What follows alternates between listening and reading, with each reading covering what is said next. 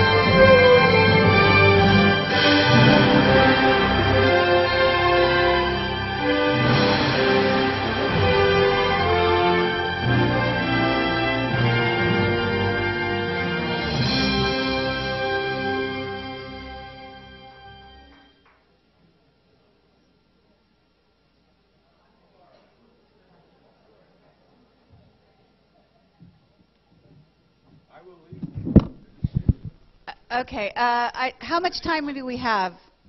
I will leave the decision of whether the world is ready for the whole story with you guys. You tell Carrie. You can handle the truth. Isn't that right? That's what I say, is you can handle the truth. Well, they can. Yes. No question about it. Okay, we might have a few minutes. Would you mind if people ask you questions? No. 10 minutes. Okay, if you want to ask Bob questions, we'll do that. Do you want to sit down, Bob? We've got a chair here. Are you sure? Yeah. Okay. So somebody take a mic out. Do we have a mic without a wire that we can put in the crowd?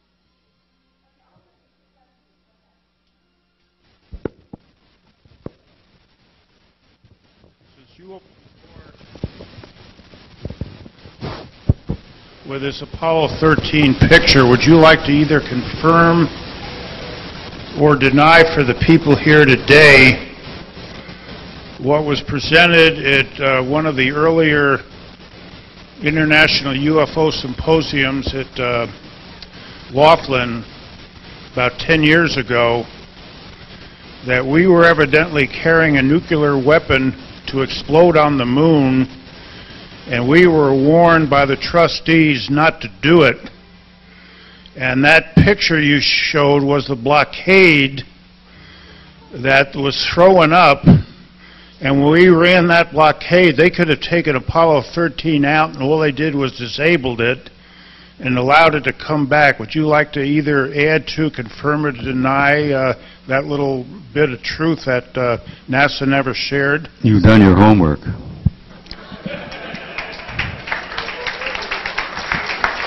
Before he died, there was a brilliant electromagnetic genius by the name of Maurice Chatelain, who literally designed and created the Apollo communications program. And Maurice Chatelain was Nobel quality. I mean, he was a brilliant French scientist. And before he died, Maurice Chatelain said very clearly, yes, everybody in NASA who were there on the floor of control knew that they were carrying a low-yield nuclear device.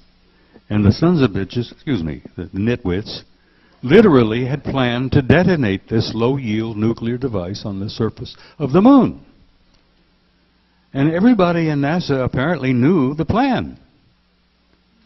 A low-yield nuclear device on the surface of the moon, because they wanted to find out if the moon was indeed hollow. Because there had been evidence again and again and again, every time that when they would go and land and leave, and they would throw the lander back down on the surface of the moon, and they had placed seismic devices around here and there, and yes, the moon rang like a bell. In one case, the moon rang for over an hour, which indicated that apparently the damn thing is hollow. Well, we know it's not a natural satellite. So anyhow, yes, Apollo 13 was going to place this device, and they were going to get back up in orbit again and pop it off, and then they were going to monitor the seismic devices to see whether, is it hollow or not? Yeah. Well, our extended family, our cousins, said, no, you're not, you bunch of nitwits. You're not going to set off anything like a nuclear device on the moon, because we're here. And we're not going to allow that. So what did they do? They, with their genius, they caused a little accident.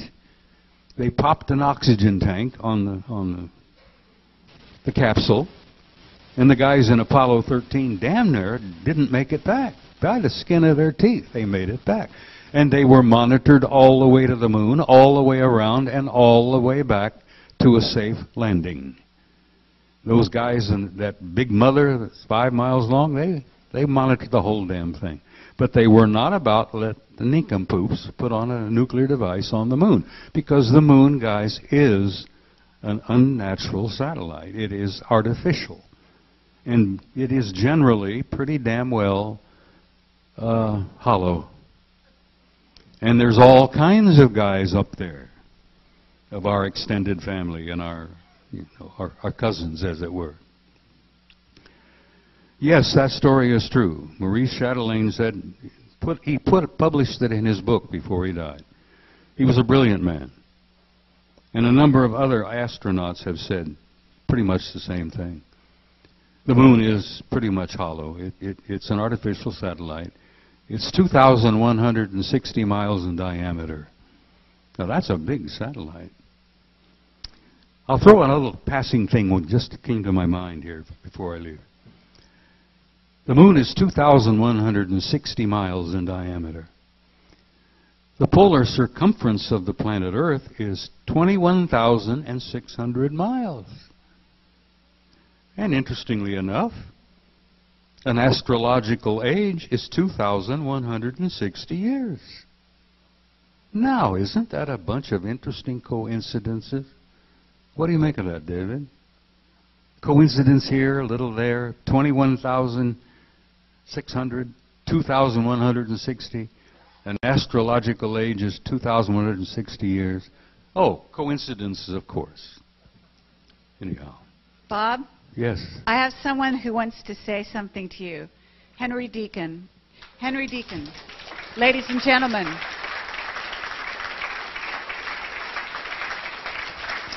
Henry. Let me just say, this is Henry Deacon. Where the hell have you been? With you. I haven't seen you since Barcelona. That's right. You've been on Mars? Again? No, sir. I just wanted to say, all I wanted to say was, I love you. That's all. Well, Henry, thank you. I mean, it means a lot to me. I just want to say this is one of the bravest men you'll ever meet, and I mean that. This one right here, Henry Deacon. Okay? And I believe that you should honor him at this time. There are so few scientists and engineers that work on black projects that have the cojones to come forward and actually announce that they've been on Mars, #1, in public. You must understand the level of danger that this person has risked in order for you to learn the truth. All right? So I'd like you to give him a hand, if you don't mind.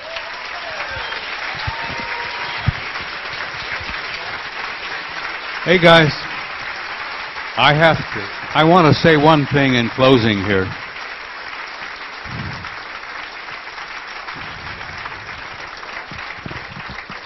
The next speaker is very dear to my heart.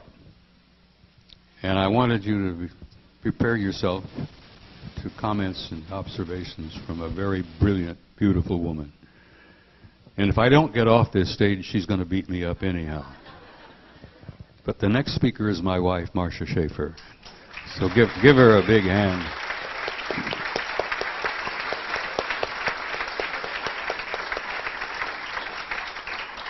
But listen, I've spent enough of your time this afternoon, and I'm tired, and I want to say thank you. God bless you all. You mean so much to me. Thank you, Bob. Thank you, Henry Deacon.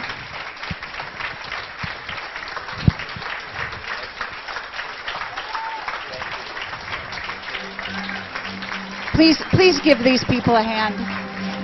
Thank you. Thank you, Obi-Wan Kenobi. Thank you. Thank you for your courage. Thank you. We owe you a huge debt of gratitude. Thank you very much. Thank you much. God bless you.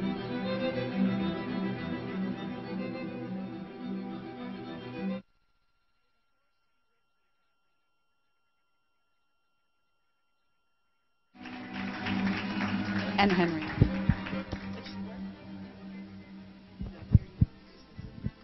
I'm very thankful that Bob can articulate what he said clearly.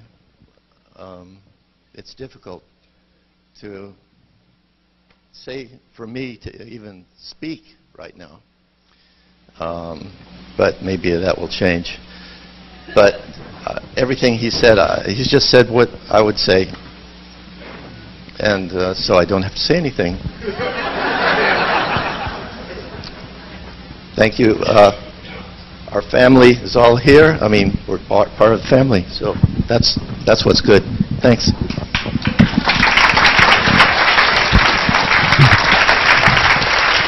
Okay, thank you very much, everyone. You must understand the amount of history that's been completely ignored by the mainstream press. That's a man who got on stage in Barcelona, said he was on Mars, said he worked on Mars fairly regularly as part of the black projects. They are doing this. They're doing it with your money, in your name. And you must understand that this is being completely ignored, except by the wise people in this audience. and so I just want to say that it's people like him, whistleblowers, that is the reason that Project Camelot exists, okay? That was the inspiration for us. That's why we started our project. And that is what really kept motivating us all the years, has been whistleblower testimony. And in my view, regardless of what